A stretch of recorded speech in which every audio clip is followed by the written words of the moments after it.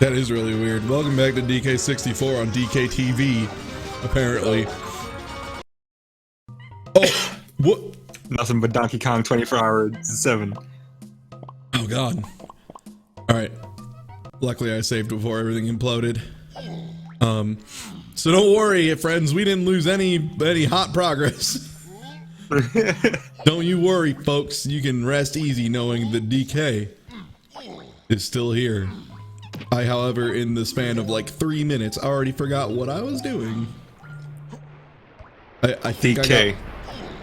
He has a member and is in the DK crew.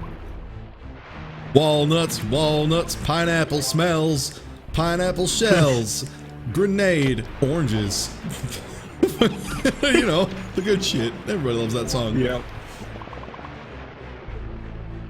Also, for some reason, that one panel activated by me just standing on it. This one required me to pound it.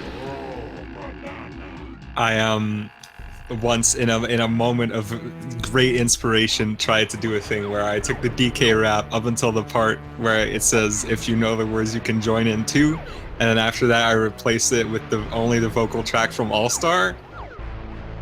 But I couldn't find a good instrumental for the DK rap, which is weird because you should just be able to rip that, but no. No. Do not disgrace the beauty of the DK rap. It was pure and needs to be protected. Much like a tiny child. Alright, let's go and be a rhino, I guess. Sure. What is up with like the weird graphical thing where Donkey Kong stretches across all of space-time for like a frame? I have no idea. But the worst part about it is, I don't know if you caught it earlier, but sometimes when that happens, he stretches and it renders his hitbox as being outside of out of bounds, and he just kind of floats away, and he just like clicks, and it's just like, I see you're in another room. Let me get you there. Oh like, man! Oh frick! Yeah, you just kind of end up, or it'll be like, okay, you fell down a hole and died. It's like, no, I didn't. I swear. That's pretty incredible. N64 emulation at its finest. Yeah, DK64 in particular was already kind of as far as programming, like all the Rare games are kind of bubblegum and duct tape at best. This one especially, because do you know the story about like the expansion pack thing? There was some glitch that they couldn't figure out how to fucking fix it, so they're just like, well, it works if you put an expansion pack in it. Fucking do that. Like, what? Yeah, just ship it with it. What? It wasn't just that they couldn't figure out how to fix the glitch; they didn't even know what it was. It was just there was a memory leak and they didn't know where it came from. I mean, that's just good ass programming. What do you expect from the best? The best and brightest at Rare. Rare talent.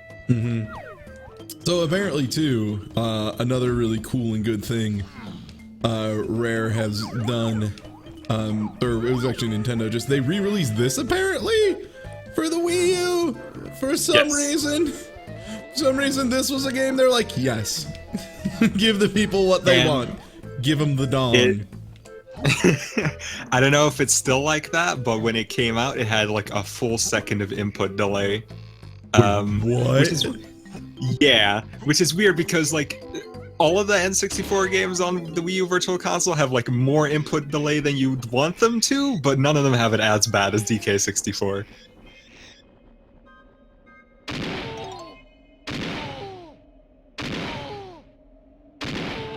This is me every morning when I wake up.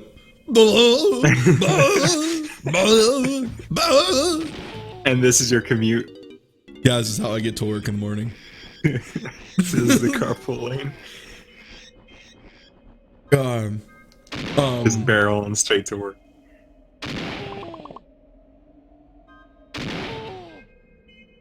But yeah, the other things I heard, they didn't like, and I know it's one of those things where it's like, it's not as easy as you think, but it's like kind of a thing they should do of, like editing the game to be able to make the camera move with an analog stick as opposed to being the awful C button movement. Oh yeah. And apparently it took a really long time to get DK64 on the virtual console because it's mad fucked up. I'd believe that. I can imagine. Same reason probably then that they won't put Pokemon Puzzle League on it because... Oh no, Pokemon Puzzle League was on the virtual console. It was on the virtual console for Wii though, but I don't know if they put it on the Wii U one. But that's a game that's a hot garbage pile when you try to emulate it. Oh god. I remember emulating that once and just none of the blocks showed up. That's a common one. The most common one that happens is the blocks show up, but they're thinner than they should be, and there's like a black void between all the blocks. Oh, which makes it fucking unplayable. Mm-hmm. Porting, man.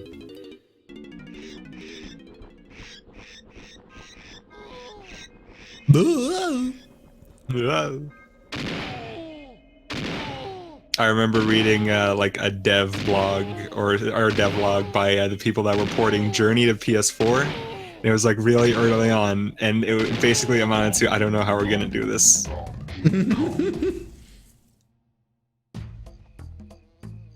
Is that out? Journey the port? Yes. Is it good? It's a fine port. Yeah. Okay. That would be another game if I ever did finally fold and get a PS4, which it looks like maybe I will, depending on if things are good or not. Journey is really neat. Yeah, I've heard really good things about it. That would be one I'd pick up. In 2012, it won the coveted Best Indie Game funded by one of the largest companies in the world award at the VGAs, much like Ori and the Blind Forest this year. God! Shut up, shut up, shut up! It's the worst thing. What a good indie game. Funded by... Was it EA or Microsoft that was Ori? Microsoft. Yeah, Microsoft. That's a small, little indie team. Uh-huh. Ori didn't play that well. I'm sorry. Ori was like really good for the first half, and then it just started getting bad, and then the back quarter was just fucking abysmal and unfun. Not good. Once it started putting like actual platforming challenges in, it became a bit of a mess. Yeah. Yup.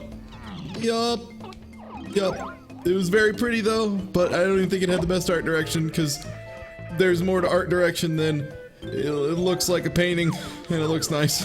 That's not all art direction is. I think the art direction was good.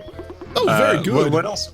But what else was nominated for best Witcher art direction? 3. Witcher 3 is the only one that matters. Witcher 3's art direction is fucking amazing. Oh my god. What about, was Bloodborne nominated? I think it was too. And that was another one that was like really, really impeccable. The other one that was nominated was Metal Gear Solid 5 because the Fox engine looks nice, I guess. Yeah, sure. I mean, getting that game to run on PS4 1080p 60 as good as it looks, that's impressive. Yeah, the settings you can achieve with like a decent PC are just absolutely breathtaking, just absolutely incredible. Yeah. But that is also not art direction. That is technical direction, I guess. That is something we will never see again except for in the next Pro Evolution Soccer. Yep. If only they licensed that.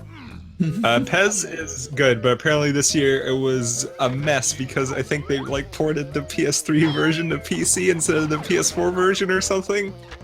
Oh, so the PC version's real bad, but the PS4 version's like real good. But yeah, Pro Evolution Soccer is usually pretty good as far as football games go. Yeah, because I like FIFA. I like FIFA a lot, which I haven't played one since maybe like FIFA 06. I think it's been a real long time. The one I played was like FIFA.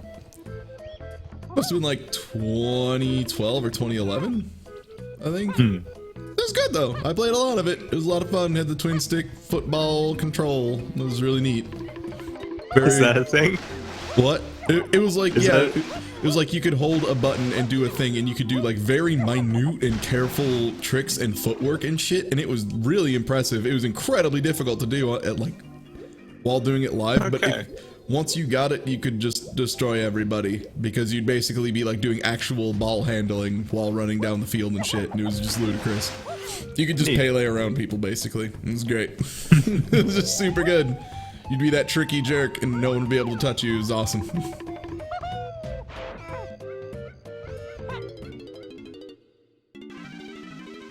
No, no one respects the VGAs or the TGAs or the VGXs. Don't worry about it. Literally no one has respect for it except people who are like trying to stay in the good graces. Yeah, it's like the Grammys or the Oscars. No one really. It's whatever. And there's no real Academy Awards for games where they have literally every dev in existence who has made a game that sold over a certain amount, like, get a vote, or anyone in a game design academy or whatever. Like, that's not really a thing. Oh, I don't know what what the Academy quote unquote is for the Game Dev Choice Awards. Exactly, that's kind of the problem. There isn't really a thing like that, because the thing is, like, so there's that whole advisory panel nonsense, you know, where the advisory panel was made up entirely of people whose games were in the running to win, you know, that? Yeah. That thing. So, like, that's a thing that happens in, like, the VGA, or, you know, in, like, the Academy. Like, Steven Spielberg gets to vote for who the best director of the year was, but so does, like, 10,000 other members. So his vote really doesn't have that much weight, even though he is Steven fucking Spielberg. Yeah. You know, I will give the VGAs this much, even though they're like this blatant, like, capitalist consumer event instead of like an actual award show. Jeff Keighley at least comes across, like, even though he always has like 1,000-yard stare, he does come across like he genuinely cares about video games. Yeah. Because, I mean, if he wouldn't, then he would be making his money elsewhere. Because I'm sure he could. Well, he even funded, like, the last year's one. Like, he paid for a huge portion of that.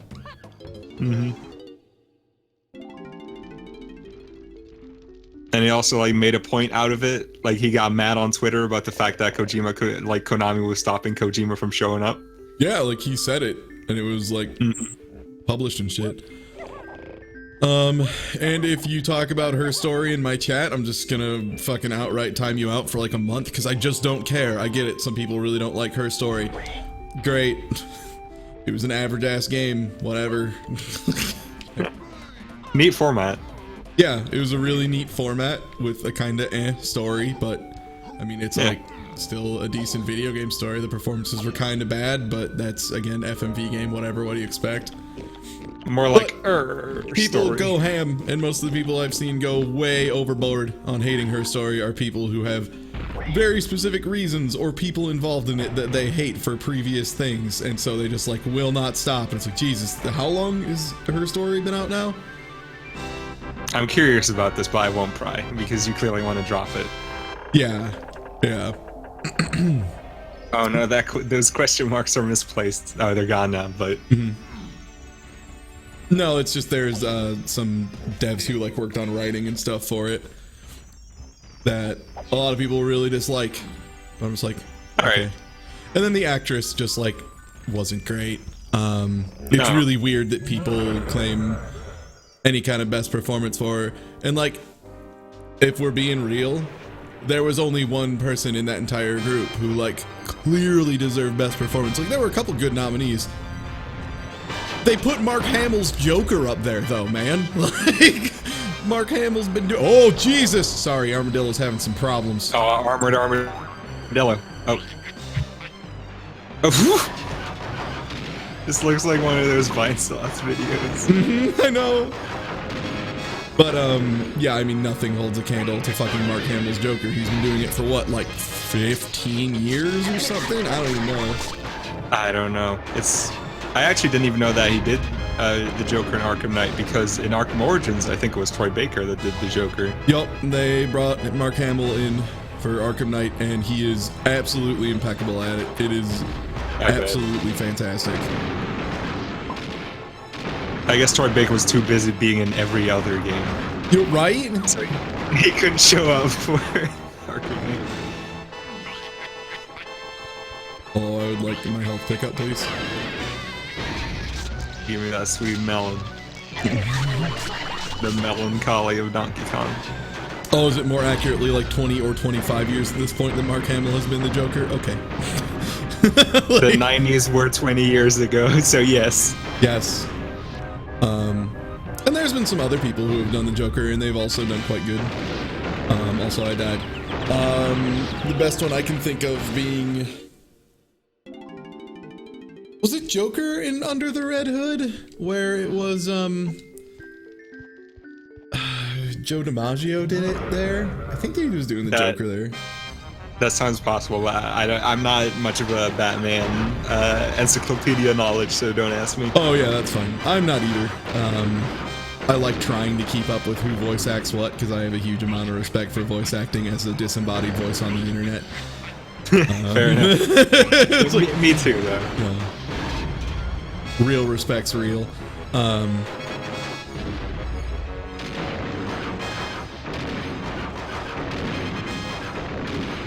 As someone with a very shitty and easily recognizable voice, I have a lot of respect for people who can just put on completely different voices, like at the drop of a hat. It was DiMaggio. Yeah, he did a really good job there. But yeah, I mean, just having anybody versus Mark Hamill's Joker was like kind of laughable. It's like, I'm sorry. Well, remember, don't forget that last year it was South Park guy won against Kevin Spacey in Call of Duty. Oh my god. Which was ridiculous too. Yeah. Because I played that Call of Duty and it was a good performance that he put in. Hey, guess what? Sometimes Call of Duty games are good, actually, nerds. But, I mean, that one wasn't, but Kevin Spacey was good in it. Oh yeah, actually, now I'm getting things mixed up. That was Advanced Warfare, which I think was good. I didn't play that one, so I don't know. Another one of the nominees was a guy whose name I always forget, but he did Jolto of Rivalera for Witcher 3, which again was an incredible performance and almost is notable sheerly for like breadth of amount of shit he had to read. Like, quite frankly, just that. I mean, he did have to voice act a scene where he fucked on a unicorn. So there's that. So wait, was that the main character? Yeah, the main character, yeah, of Witcher. Okay. And it was fantastic. Did an amazing job. Made a really likable character who, quite frankly, always shouldn't always be. But yeah, I think he was the same voice actor in all three of them. All right. I only ever played. I think it was the second one. That's the one that starts you off with a really big choice, like 2 hours in, right? Which one? Witcher 2. Witcher 2 is a game that's pretty okay, but yeah, I think that's the one I played. Yeah, it's it never really got its hooks in me because it tries to do a lot of stuff really quick, and more importantly for me, it's just the gameplay was it was okay. The gameplay wasn't the greatest. Witcher 3 is incredible. I really like Witcher 3. I recommend it quite highly. I played like maybe like a few hours of it at a friend's place. It seemed neat, but I just can't do Arkham Asylum combat anymore, man. Yeah, it's been too much.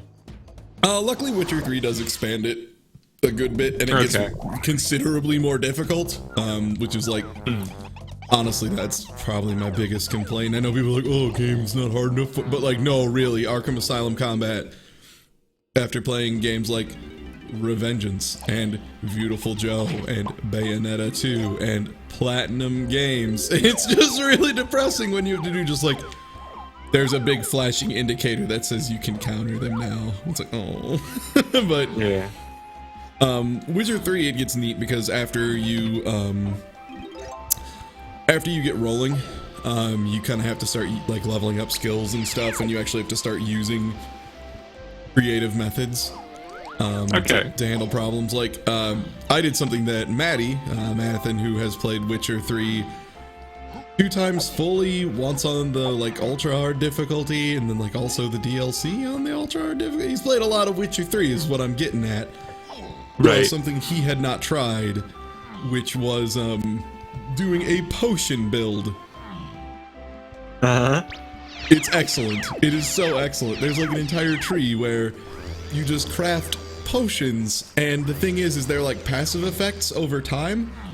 And when you start getting like some of the better and bigger ones, first of all, potions aren't consumables. It's like, let's say you make a really rare potion, you'll get 5 of them, and then whenever you sleep, it'll just take a random bottle of alcohol out of your inventory and refill your entire stock of every potion you own. Oh, For the okay. cost of an alcohol in your inventory. And the best part though is you get some of them that like, it's like, you take a swig of this, and for 2 hours, anytime you kill a ghost, you get like 150% strength until the potion runs out. And one of them was just ludicrous because it was like some ridiculous thing where I could chain together drinking like 2 things, and then for the next like week and a half, Gerald could just punch a hole through God. It was really wonky, but it was super good. But yeah, Witcher 3 fixed a ton of the stuff in Witcher 2. The magic also gets pretty good. It's actually interesting. The other nice thing is, instead of having 10 million like magic things that are really, you know, rarely useful and unsatisfying, basically everything has a use, and not necessarily like situational either. Like even the things that seem kind of goofy or out of place actually very quickly become very, very useful, which is super rare in a game like that. Yeah. So like you'll get a lot of like a spell that's just like controlling a dude's mind, and you'll be like, oh, that doesn't seem very good. But then you find out it's basically just stun lock, just a free stun lock, so you can just like repeatedly just make a guy go dumb for a second. It's really good. Shooting fireballs, really satisfying. Just always. The trap thing that keeps people from like moving and standing still, really good after a while. The shield, of course, is the default that most people will use. There's a lot of shit in it that works really well. And then just straight up melee combat build, which I've never actually done, so I can't say. And there's respec potions and shit too, so they don't like lock you into thing forever. Which is something that if you're making a game in 2015 or whatever, and you do not have a respec option, I don't want to play your game. I just don't care to. I do, yeah. Yeah, like respecs should just even Borderlands. Like Borderlands 2 had a respec that at first was kind of expensive, but after you had played the game for more than 10 minutes, it was like, oh, it basically costs a nickel. Alright. Yeah. I would say maybe one day I'll check The Witcher out, but the truth is it's such a big game, and there's so many other games that come out all the time that I probably won't. There was a really good article I read about that earlier this year that like, especially for... It was like, man, this is the whiniest problem for a games journalist to have, but there are too many games that are pretty good that are insanely fucking long. Like, I can't cover them all. I'm sorry. Like, we have to choose. The worst example being, one reviewer was like, yeah, it turns out I have to cover Witcher 3 and Metal Gear Solid 5, and I have like a week and a half to go through all of those in a way that I find satisfying to be able to write a review. I don't think I can. Those didn't come out that close to each other, did they? No, but like, he just wasn't assigned to do Witcher 3 ever before that, but then they had like a Game of the Year thing and they wanted him to weigh in on it. So like, yeah, you have to play both of these. And he was like, I'm fucking sorry. Like, excuse me? Yeah. There's a lot of like huge games came out this year. The Witcher, Metal Gear Solid 5, Fallout 4, and now Xenoblade X. It's, man. Yeah. Thank God I don't have interest in Xenoblade X. Oh, Christ. I would have died. That would have been too much. Yeah. And Fallout 4. I tried Fallout 4. I was vaguely... Carry on. Oh, no, just I tried Fallout 4, and it was like... I got maybe like 15 hours in or something, and I was like, I'll continue this later, maybe. And then I just never did. Like, I just put it down and was like, Talking to all my coworkers, they're all feeling the same thing. It's like, yeah, I played it for like 10 hours, and then I kind of just stopped and went and played a different game I like, and I just kind of stopped.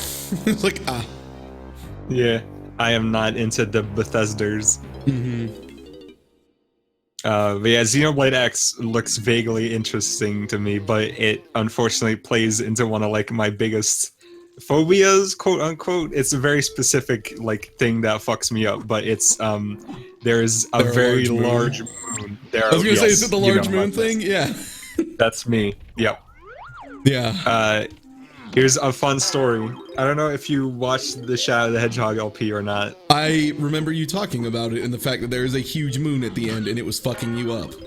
it was fucking destroying me. So what I had to do is I had to like turn the color down on my TV so it was all black and white, and then fuck with the contrast until the moon and the rest of the skybox were the same color, and then I could record it. That's fucking dedication to LP right there. Wait, what? This is a Danky barrel. Let me jump in the fucking Danky barrel. Oh, this is the invincibility Danky barrel. I can't use it yet. Oh, and this is, oh, obviously this is Hell Sand. What a fool I am. Obviously. That didn't look any different from like the regular Donkey Kong barrel. No, I just happen to know and remember that that's the one that you get the potion. I think it's supposed to render as partially invisible, like transparent, but it just didn't. Yeah, it doesn't show the transparency. Oopie daisy.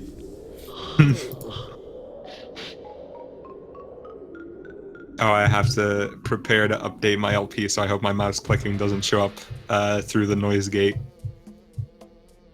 Huh? Oh, don't worry about it. You're good. All right. Remember, I have like 6 levels of noise gating and stuff. Fair enough.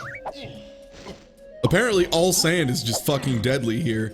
But one sec, I have to see if my if the old Donkey Kong fuck wish is gonna be glitching out too. Candy surprisingly stable. You know, the one the Donkey Kong wants to do. Right. Wants to get a bangarang on. Yeah. Thanks, Skrillex. So I'm not the only one who is still like endlessly confused and weirded out by the fact that Donkey Kong wants to get he wants to get his fuck on with the one who looks the most like a regular person. Just that is, yeah, that is weird. Is he like a reverse furry? Oh my god! Sorry, the logo effects are fucking awesome on an emulator. It's so much better. Oh.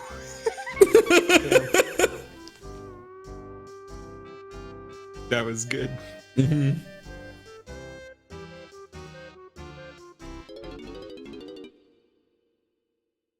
Co-commentator is Jordan Kai, who does a lot of good LP, like a bunch. Like makes me look like a fucking jackass who's done all of 2 LPs. But my secret shame, I actually don't really do LPs ever. People are gonna find out soon. I'm not a real LPer at all. I'm a fake LPer. Tell you what, man, updating a thread twice a week, it's murder. I have decided if I do any more LPs, I'm probably just not gonna bother with a thread at all. All right. Yeah, it's not like it's a bad thing. It's just like the amount of effort for the return on doing the actual thread. If I ever did a screenshot LP, I would, but I'm never gonna do a screenshot LP. So there's that. That is completely understandable. Yeah, screenshot LPs are a fucking crazy amount of work. Oh my gosh. And also, I'm not as funny in writing as I am on words, in my opinion. I'm not a good writer, man. Well, I meant not making a thread for a video LP is understandable. Oh, yeah. It was especially weird for Super Godzilla, because, like, I don't blame people for not really knowing what the hell to say. Like, it's just like, that happened? It's like, what else are you supposed to commentate? Luckily, there was Vicus and Kuvo and Loon and myself just bullshitting through half of it and just making up dumb things and making fun of people, like, being mad that I wasn't taking it seriously or not talking about actual Godzilla, and Loon and I were doing nothing but spouting lies for half of the first episode. Yeah. just making shit up that was absolutely not true about Godzilla in the slightest. I haven't seen all of it, but what I have seen was really good. There were some people very mad at us for just making crap up. A lot of people just didn't get the joke of the Vaporwave episode at all. Which luckily I later explained, but then they still refused to get after the explanation of.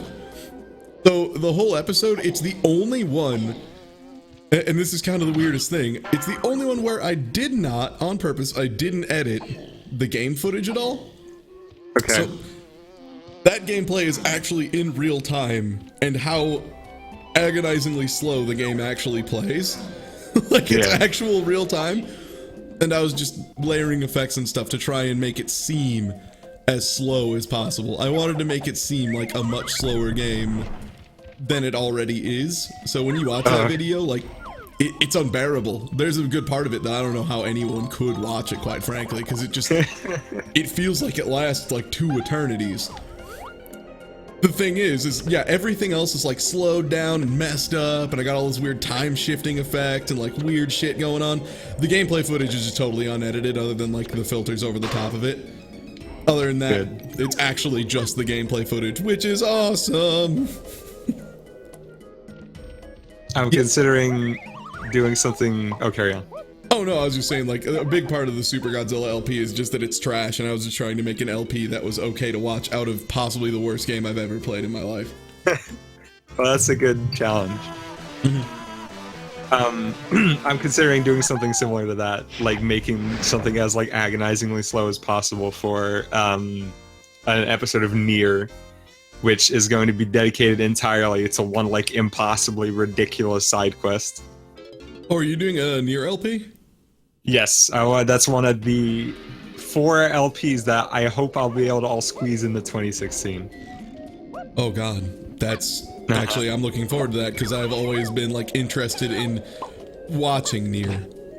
Yeah, but playing, I've heard a lot of problems with gameplay, but I've heard a lot of good things about like story and just fascinating in general, like as a total piece, as opposed to like it's greater than its parts to a very very large extent. Yeah, it is actually all right to play. Like it's the combat isn't good, but it's very loose and all the systems work in your favor, which makes it very palatable, I guess.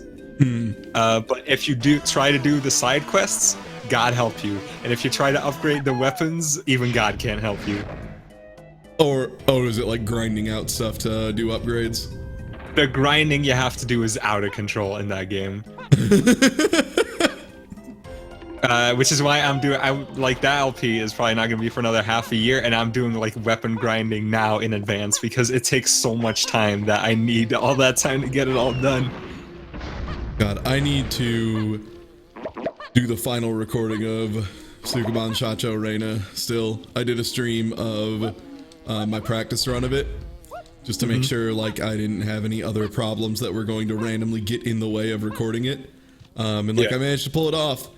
But God, even though it only took me like 3 hours, I kind of want to try and shoot for pure platinum and just get nothing but platinum medals on everything, but shit. God, it is so fucking hard. Some of the stuff is just, it's not hard because it's difficult. It's hard because the game controls like shit. It's just controls so bad.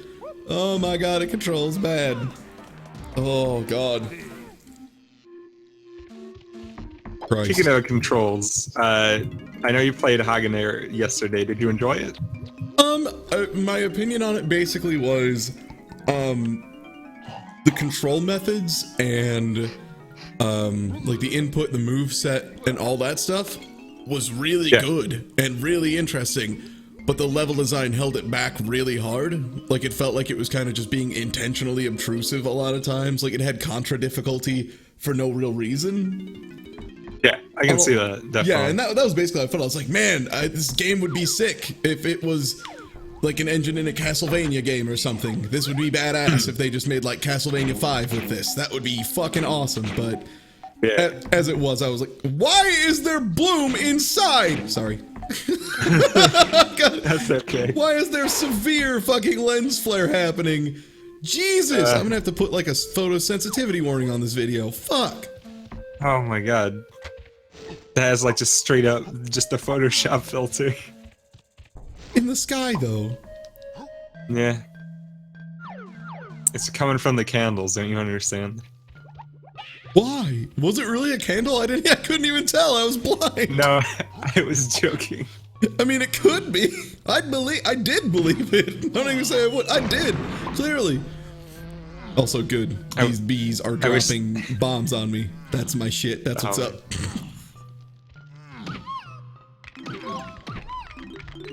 I'm glad for these things I have to kill They decided to make the sound a puppy whining. That's good. Oh. I love when I kill a thing in a video game and it makes the noise a small puppy would. That's great.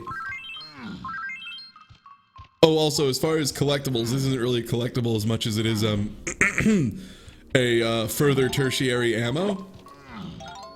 Now, in addition to the ammo of actual ammo and grenades and instrument notes, Donkey Kong also needs the additional ammo set of crystal coconuts to power his invincibility. That's why you need to kill the super werewolves. They don't go down with just silver. That a reference to Bloodborne? No. Oh. No, there's no. I wasn't sure. I still haven't played Bloodborne. I want to so bad. Pretty good. I know. I've got the problem of, even though I do have money I could spend on these things, I'm incredibly cheap. And I don't want to. Also, God, these auto fire barrels are killing me in this game.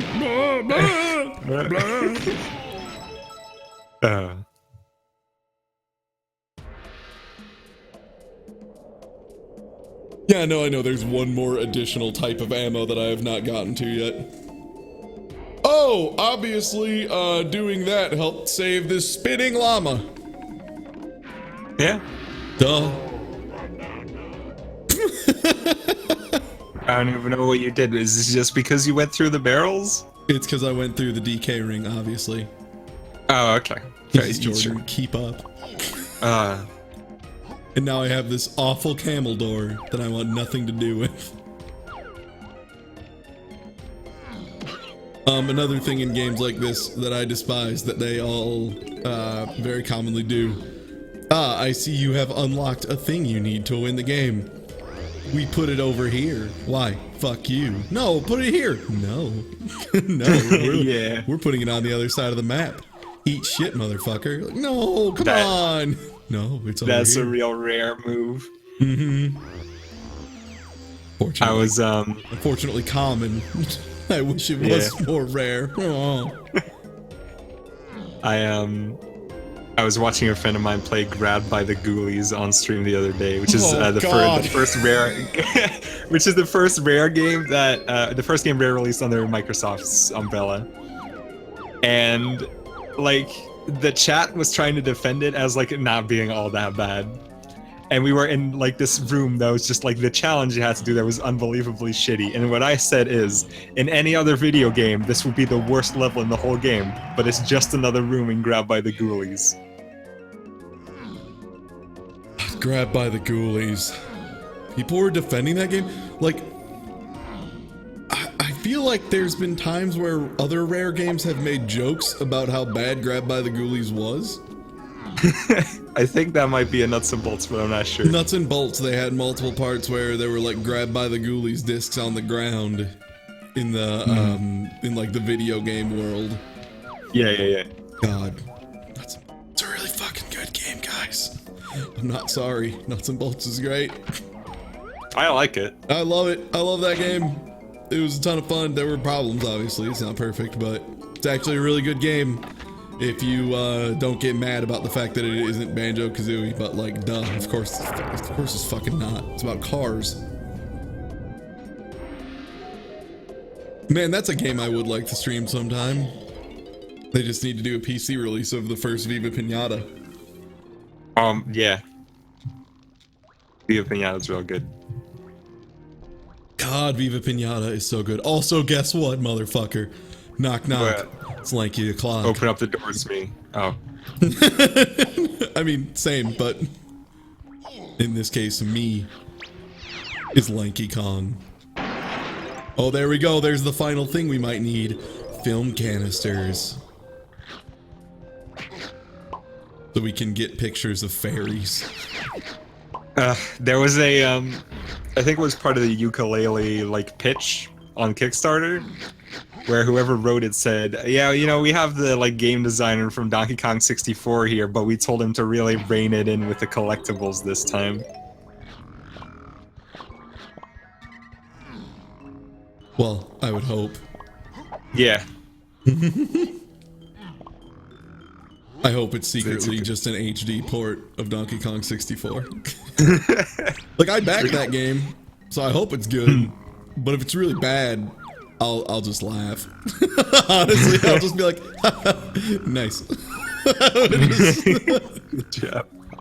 I'm willing to, enjoy the beauty of suffering, which in this case would be if the game just ended up being Donkey Kong 64, which would be fucking awesome.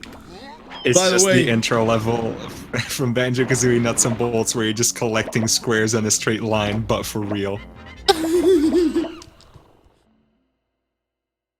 What were you gonna say? Oh, just throwing grenades in this game is shit, if you didn't notice.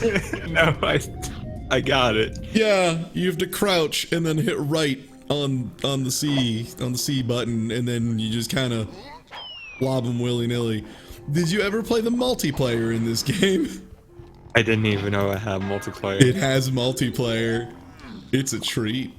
I would love sometime to be able to make that happen.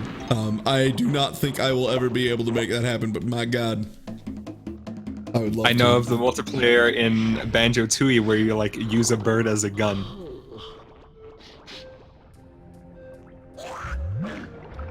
Also, I played my bongos, so the llama turned the lava into his spit. Let's go for a swim. Oh, In what is Sure. not accidentally the grossest thing in history. Let me just plunge on in. One thing I will give DK64 about its swimming, whereas like even other pretty good games felt the need to have like air gauges and shit. Even DK64 was like, no, we kind of realize swimming in these games is trash. yeah.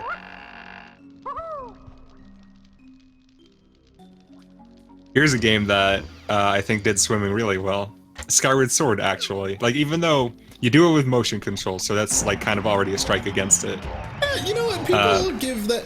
I had a lot of problems with Skyward Sword. There was a lot of stuff I didn't like about it, but one thing I did like about it was the motion controls, because it was Wii Motion Plus, and it was Nintendo proving the Wii Motion Plus was good. Yeah, I mean, I like it for combat a lot, but for swimming, there's really just no reason for it, because you could have just done it with the control stick to a point. But the way it works basically is you have two different speeds of swimming. One of them is like you go fast and you don't have a lot of control in that at that point, and then one of them is just you go slow, where you can just pretty much move exactly how you want, and it works, man. Yeah, that's what this one kind of tries to do, but it's Donkey Kong 64. Eh, But it's Donkey Kong. it's DK. Okay. Here we go. Have you ever played the Donkey Kong Country ports for the Game Boy? No. They just straight up. So those games use like pre-rendered 3D graphics, right? On the SNES, yeah. Imagine that, but in 4-bit. Oh. Yeah, Sounds like- those games are nearly unplayable. That sounds like a treasure. Especially DK because- Land, that's right. That's what they're called. Especially because, like, Donkey Kong Country, all of them, despite loving them, one of their biggest problems is hitboxes are almost always Yeah, bad. that is definitely true. Yeah, they have all sorts of hitbox issues. Particularly just because they do have the pre-rendered graphics, and then they didn't do the hitboxes to that for some reason. I don't know exactly why. So the hitboxes are always, especially in the first one, hitboxes are very wonky. Also, congrats, we have the best character. Hey, it's lanky.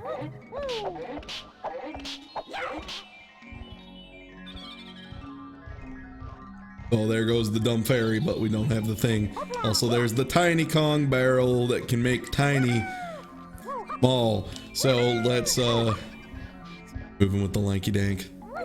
At least now, when you're like start stretching off screen, it makes sense and is in character. I was gonna say it's canon, yeah. Yeah.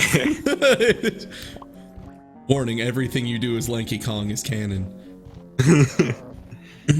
He is beyond this universe. One thing that has always weirded me out about the Donkey Kong Okay. series, them feeling the need to repeatedly put in and take out characters. Like, they always regret it. Like, Yeah. why does Tiny Kong exist? Fucking, there already was one. We already got one. There was already Dixie. She's just tiny, but like, not in a knitted cap. Just give Dixie a knitted cap. It's fine. They're the same. Did you see what they did with Tiny Kong later on? What? They turned her into like a tall, sexy Donkey Kong, I'm sort of sorry? like Candy, but with less bap. What? Yeah. Even though she is still canonically Dixie's little sister, in like Diddy Kong Racing DS, she's like as tall as Candy Kong. I feel less than okay about this development. Yeah, let me get y'all a picture so you can have a If you visual must. reference. Oh god, when I typed in Tiny Kong, the first autocorrect result was DeviantArt. No. Wake No. me up. Alright, no, I'm not gonna Oh. do that, don't worry about it. But anyway, here it is. I am yes. Why? I don't know. I don't know. Like, I'm not gonna be all like, keep the characters pure or whatever. Like, you know, if you wanna draw a porn of whatever, go ham. Whatever, it's your life. But really? Like, really? Yeah. Really? Sorry, now I'm just thinking about the time myself and someone else finally felt the need. I won't spread his name for the sake of shame, but he found it online for free. Just as like, hey, so remember when you talked about this? Like, we gotta know, right, man? And I was like, fuck, yeah, I need to know what Biocock Intimate is actually like. The answer is really weird, by the way. It's like, really, like, it almost would be based on like the music and shit they use. It would be like a horror game in anything else. Super weird, but like, fine, you want to do that? Sure, whatever, go nuts. But really, the monkey?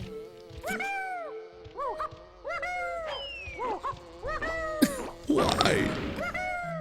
Here's another great thing about Diddy Kong Racing DS. There is a part where they make you, where like the elephant, I don't know what he's called. He's called Taj,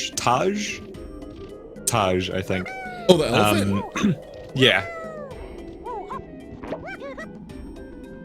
Yeah, what about him?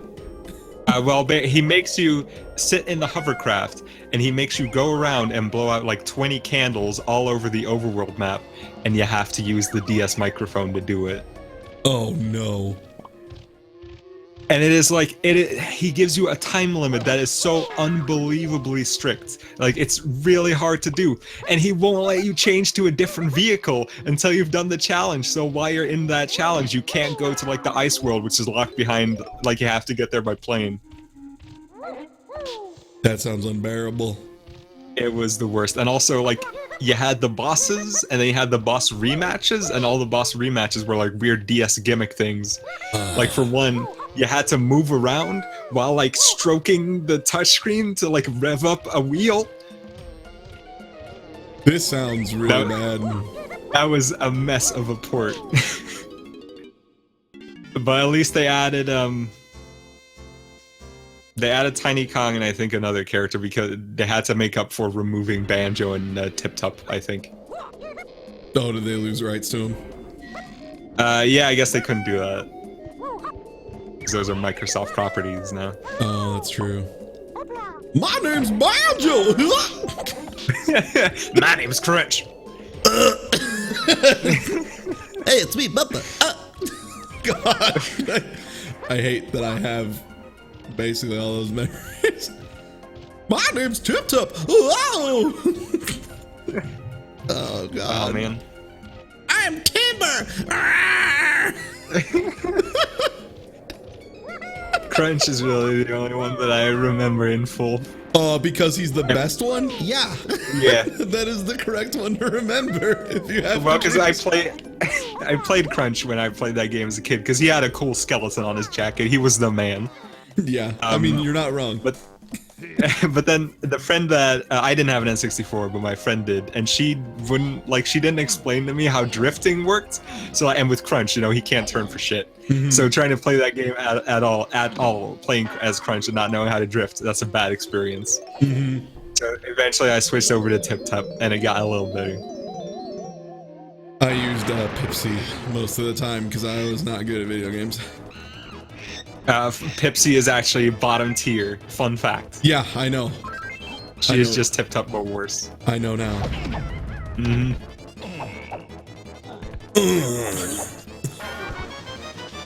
Thank you. I'm gonna give you all the noises that the Dankies make and the enemies. That was a particularly good one. There we go. I got my Spy Prince. But yeah, Diddy Kong Racing is a game that if I can get it to emulate well, I will definitely stream that one because it's a game that's a really good kart racer until it decides to add in challenges that are a nightmare. Yeah. It's not good? Silver coin challenge. Like, it starts out fine, and you're like, oh, this isn't too bad. I just gotta make sure I pick up these couple things. It just keeps me from using shortcuts for a little bit, whatever. And then you get ones that are like, drive half a mile off the course and drive under a bridge, back up twice, and then also you still have to win, motherfucker. And you're just like, what? No, this can't be done. It's like, you're right, it can't. Enjoy, child. In the DS version, they replaced those with rail shooters. What? Like you're just taking a guided tour through the track on Taj's flying carpet, and you have to grab the silver coins on the touchscreen and drag them into this little sack.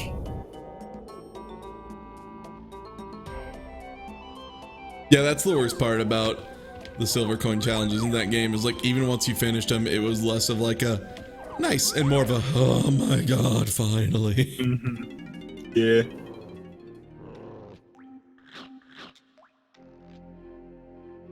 Yeah, you had to get first place. That was the kicker. If they would let you get second or third, it'd be okay. Oh, and then some of the boss rematches were just fucking cruel. Oh my god, they were beyond tight. They were just unfair, especially the Whiz-Pig races. The Whiz-Pig races were just fucking. The Whiz-Pig races, you literally have to learn a route to take, or else you're not gonna win. It's bad. And if you miss a single boost pad, just start over. It's over. Just save yourself the time. Just start the fucking game over. Whole game, not even a little bit. And then unlocking the chicken was pretty great. Drumstick, yeah. That was a really weird thing you had to do. You had to run over the frog that had a chicken's I can't remember the name of that thing. The red bit. Mohawk. Close enough. Yeah, it's Mohawk. But yeah, you had to hit it. Oh, the comb or the crest or whatever, yeah. But you had to run over it, but only a little bit. If you hit it too much. In the DS version, you have to hit the frog with the red comb into the Whiz-Pig statue. You have to flick it with the stylus. All of these changes just sound unnecessary and obnoxious. Yeah. It wasn't good.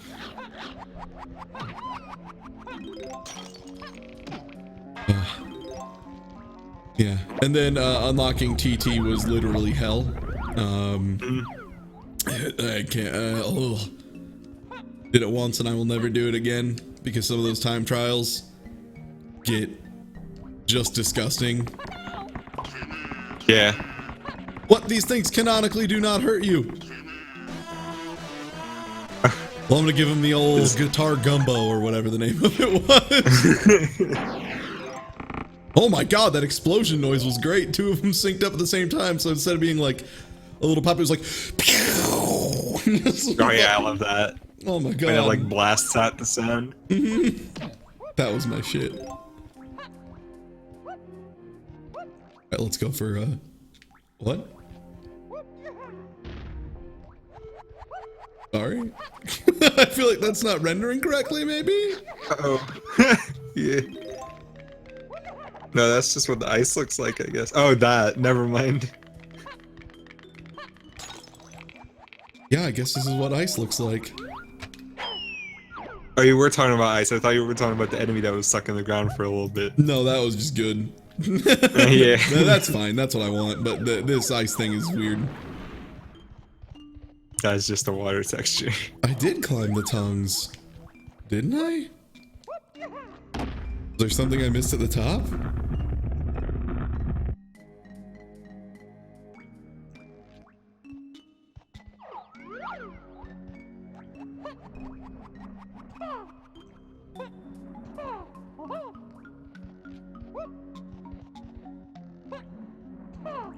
Perfect Dark fits into the GoldenEye 2, where they couldn't like get the license and shit and didn't want to be restricted. Segment.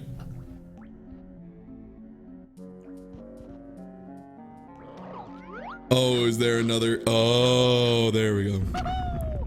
They also didn't want to be restricted to running at a respectable frame rate for that game. Yeah. No, that game was perfect. Dark. Yeah. 0. The good Out shit. of 10. God, I actually unironically just remember having so many good times in Perfect Dark Zero because it was so busted. My favorite one was we kill a guy and then all of his like equipment and ammo and stuff, instead of dropping to the ground, just forgot gravity existed. It would just like float off into space or just like get stuck or just like start spinning around really weird. Oh, so good.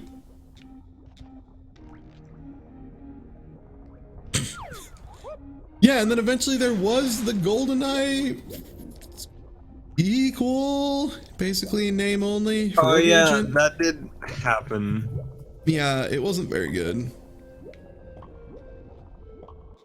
The problem is at that time, I do believe Halo existed. So, like, Yes. there's the bar. If you don't clear that bar, no one cares. Your game is bad. Halo bar was quite a hard, it was a high one to clear. It's a good ass game, man. Yeah. Biggest crime Microsoft has committed was making it so the PC version of Halo 1 does not have Halo co-op. 2. What? Oh, never mind. Well, no, I'm just I thought saying you were that gonna Halo find 1s didn't have co-op. Well, yeah, and Halo 2 doesn't have a PC But only version. runs on Vista. Yeah. Yeah, and then also, you know, just not making PC versions of the other Halos. Like, just come on. I know you want to sell Xboxes, but like, come on. Come on. I mean, nowadays they're making PC versions of all their other games except Halo. Halo. And then they released some weird Halo thing anyway? What? There was some weird Halo game they released for PC that I can't even Halo remember. Wars? The strategy game? Well, there was that one too, but no, there was like something else. It was like, God, it was Halo Spartan Assault. Yeah. Oh yeah, the top-down shooter. Yeah. What was that? Yeah.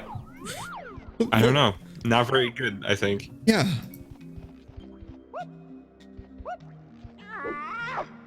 I need to headbutt these. But I'm good. Bottom. And there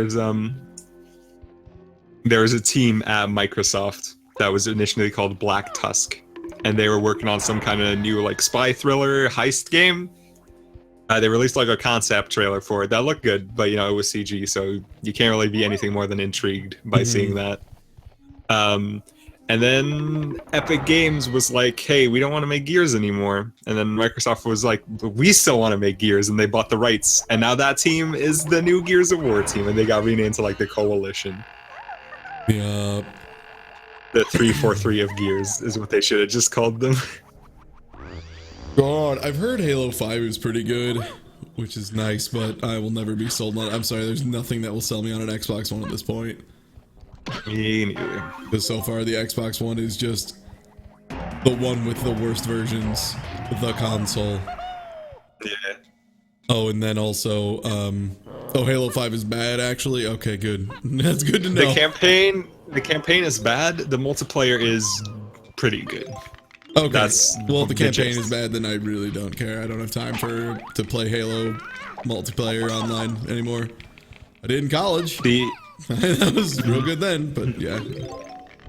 The most damning thing I've heard about the campaign is that you fight one boss 7 times and 3 times like in a row at one point. And it's like literally the exact same fight every time. The campaign is worse than 3's. That is kind of words I can't believe, if we're being real. That's damning. Oh yeah, and no split screen co-op. Come on. That's a mess. A huge miss. That was the joy of Halo. But yeah, if they ever And it's weird too, because that game... Oh, carry on. Oh no, just if they ever release Halo 1 with online co-op, I'll buy it multiple times. I'll just... Sorry about all the interrupting, by the way, but that's just oh, the no, Discord it's fine. line. Like, you're fine. Don't worry about it. This is the most cash stream. This is Donkey Kong 64 stream. We're playing it fast and loose, champ. You're good. Don't you worry. I'm not too strict on the old. Speaking of which, F5. I better save state. It's been a while. All right.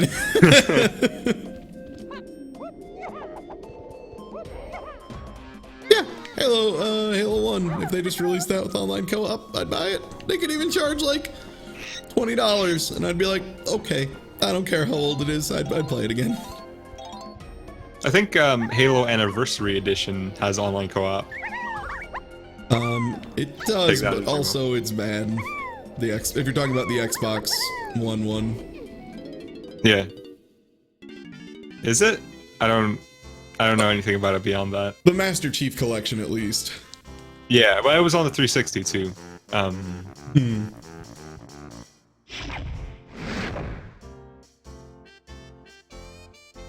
Saxophone Slam. What a good name. The library is like the one thing I'm not super hot on Halo because I'm a regular human being. Library is not good. Yeah. Absolutely. Yeah, the index is just straight up the worst. It's like the worst part of the game. The reason people remember it is because it is so bad compared to the rest of the game. It is just unbelievable that it's part of the same game. Because it is such a fucking slog. It also plays nothing like the rest of the game too. Like, it's super constricted. There's no like proper battle arenas, and you constantly have to go back and forth. Yeah, how do you feel about I can't even remember the words I'm trying to say. Oh, how do you feel about like fighting endless flood forever? 100 years fighting the flood, nothing else, just the flood. 100 years, just a bunch of things that are just brainless run at you guys. How about that? No, you know that? You know all the fun you had fighting against like elites and grunts and stuff that for the time had pretty impeccable AI. Like, it was pretty fucking good for the time. It was very impressive. Absolutely. What if instead it was garbage? What if instead you were just fighting a bunch of guys that blow up into tiny guys and then you have to shoot them as well? The flood, they're supposed to be scary, but they're just annoying. They are beyond obnoxious because they are just so bland. There's just no interest to fighting them. Light Cecil, No Goblin's new game is called, what is it, 100 Feet Golf Robot? 100-foot robot golf, yeah. There you go, yeah. And I am quite excited for it because I've heard some people talking about it here and there who, like, all friends with, Panzer and that team or whatever. And there's some really goofy shit in it. I don't know how much I can talk about, but it sounds fucking awesome. It sounds so good.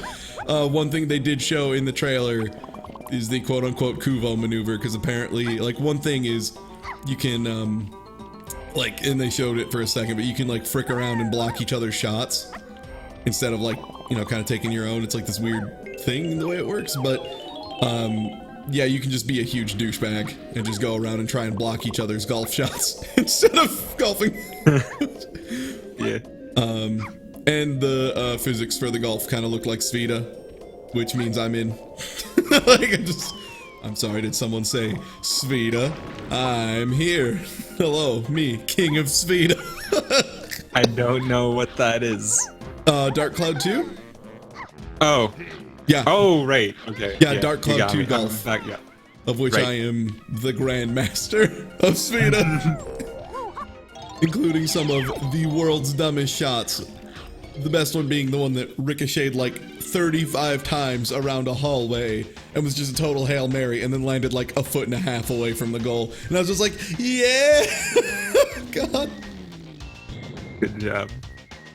Dark Cloud HD, they didn't say anything about it today, which was weird. No, I think they kind of want to like keep the whole PS2 like thing on the DL right now because like the fact that they don't have like disc backwards compatibility, it's like whatever, you know, because you can't really expect that. But when Microsoft announced the Xbox 360 backwards compatibility at E3, like compared to that, it's a bad look. So I think they don't want to make a big deal out of it.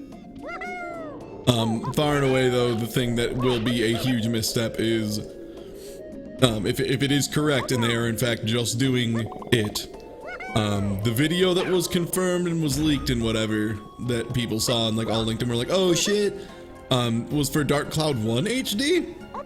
Yes. So unless they do some severe fucking Final Fantasy VII remake, it's an entirely different game that just happens to, you know, have the same characters and environments and stuff. If No, they it's just a port of the first one. Yeah, if they just release a port of Dark Cloud 1, I'm so fucking sorry, everybody. That game is awful. That game's really bad. That game's really bad. It's so bad. I'm sorry. No one will be able to convince me otherwise. It's just a bad game. It's not good. It's not fun. It's a bad game. I've never played it. Don't.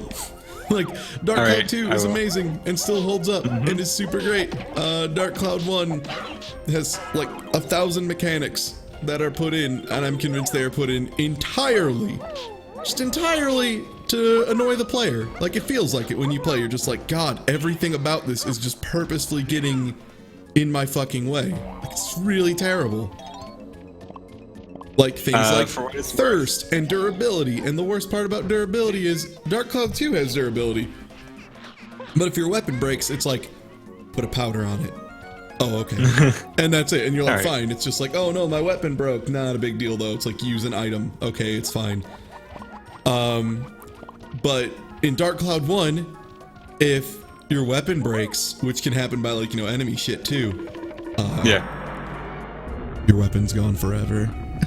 Oh my god. Which I hate since- that so much. Since the weapon crafting and leveling is like one of the biggest mechanics of the game, you can easily have been working on a weapon for like almost the entire game, and then rip you balls, your weapon's gone forever. And it is just so and people are like, oh well, you know, it's not too bad, you just have to never make that mistake.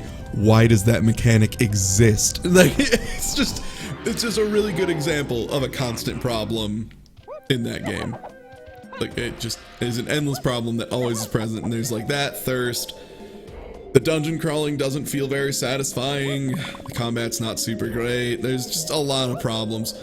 Like, the thing is it's not just like, oh, this game aged badly. Like, it released and was rated badly upon release. Like, it never got good reviews. People were always kind of like, this is kind of bad. Like, it's like, eh.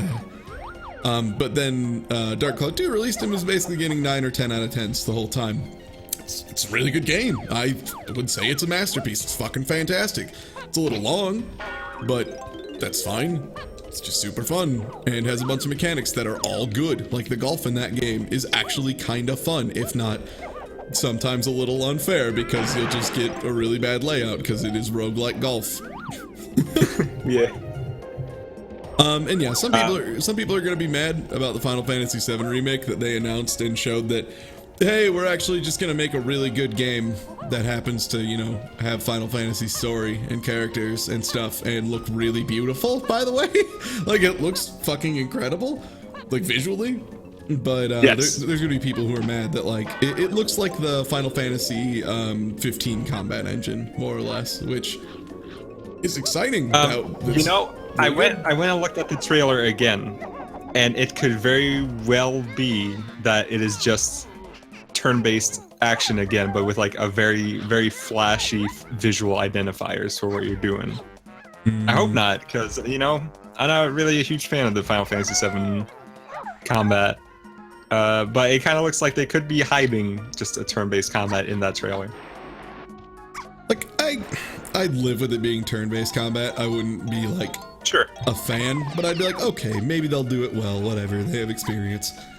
But yeah, if they just put Final Fantasy VII's engines in there again, it's gonna be unbearable. The camera is good. That was a really good sign. That was actually the thing that got me the most excited, was seeing that the camera was like a third person over the shoulder thing. It's just like, man, that's really good. Yeah. I'm looking forward to it. And yeah, nerds need to realize that them remaking Final Fantasy VII and making it into a better game doesn't remove the original. They can just go play that whenever. Yeah, it's like, what's the point of making the same game twice?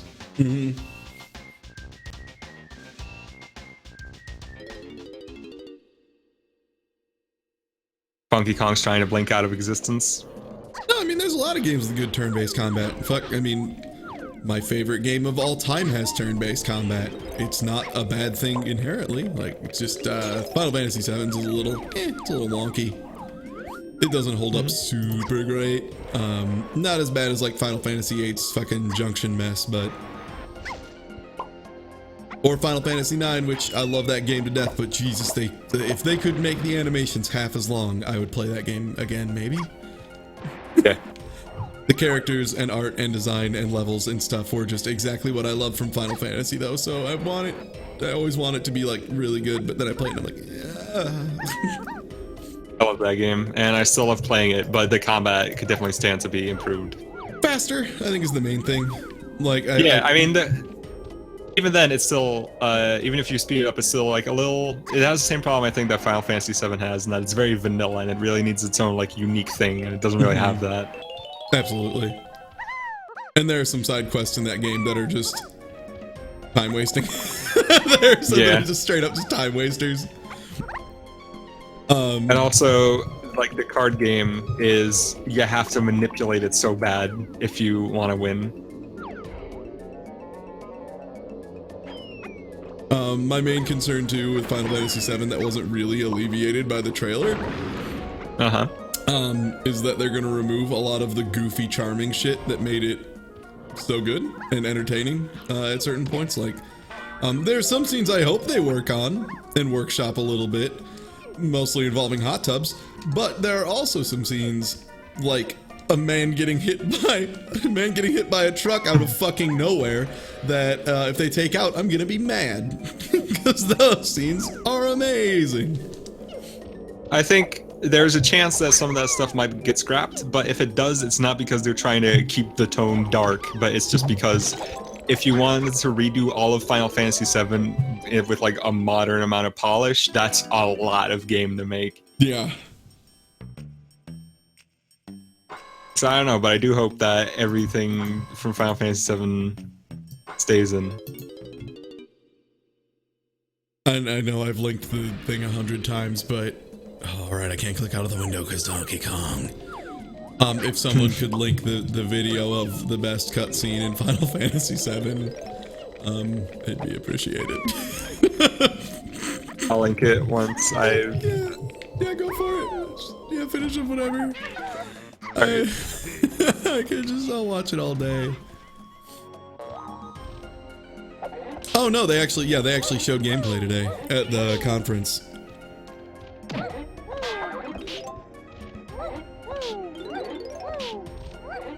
Alright, let me go find that video.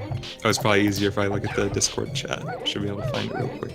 I just saw Voice of Dog say, I hope they deliver on that, but not what he said first, so I have no idea what he hopes they deliver on. You hope they deliver on what? No, I was trying to read Voice of Dog's thing, but the top got scrolled off. Oh. Also, anyway, yeah, there's the video. That scene, and I really hope they don't fix the stupid ass body physics, aka none, which is what makes that scene so good, is that when he falls, his body doesn't like stretch out or anything. He just stays curled up like he's in the chair. He doesn't like stretch out or anything, he just kind of tumbles. It's a good scene. The hot tub, the one scene in the game that is in that okay style. if they fix some of the implications of it. It's not so great. Like, Yeah, there's some not so good stuff going on there.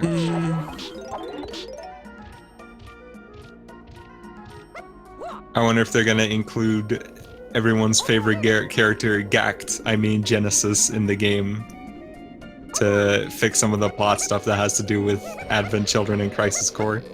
God, I hope they just ignore that those exist. Particularly Advent Children. What's Don't Advent count Children? on it. Advent Children? Huh? What? That happens after. They can just like ignore it entirely. I guess, but they probably won't. But Advent Children was so bad. It's not good. But so bad. really, all the things that they would have to fix about the plot to like put it in line with Advent Children won't really need to have any of Advent Children's badness leak into the story. So, fingers crossed. Look, I just really want my mom's head. Your mom? Yeah, she's a hell beast from the sky. What? I need my mom's head. Just don't make it weird. I'm pretty sure you already made it weird. Mom! Final Fantasy VII. A game that wasn't as good as people remember, but I'm okay with it because it's gonna give it the biggest budget Sony's ever put into anything. Like, I don't think Sony is very involved in the funding because they said Square rather. Yeah, okay. Yeah. Square's gonna pump more money into that than they've ever pumped into anything in the history of time. So like, I'm fine with that. How much money are we putting into Final Fantasy VII? Well, it's Final Fantasy VII, so that much. It's just as much as you need. Mm-hmm.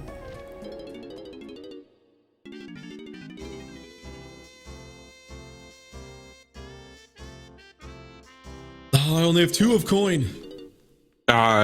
Shit. Damn it. Yeah, how much did Metal Gear Solid 5 get for production? I hope they put like that much into FF7 Remake. Metal Gear Solid 5, I think, I remember that there was a sales figure that came out after which they said they broke even, but I don't remember what it was. And even from that, you couldn't really extrapolate how much the budget was, but probably like $500 million or something ridiculous. No, not that much, but probably like 100 to 200 million, maybe. 200 billion, my God. No, million. Kojima's The running rights to off. kids in America was that expensive. I mean, it's a really good song. It's good. I like it. That's what got it Best Soundtrack of the Year. I can't believe it was nominated for Best Soundtrack of the Year. Fuck. It's not even the worst nomination. That's what sucks the most. It wasn't even the dumbest nomination for that category.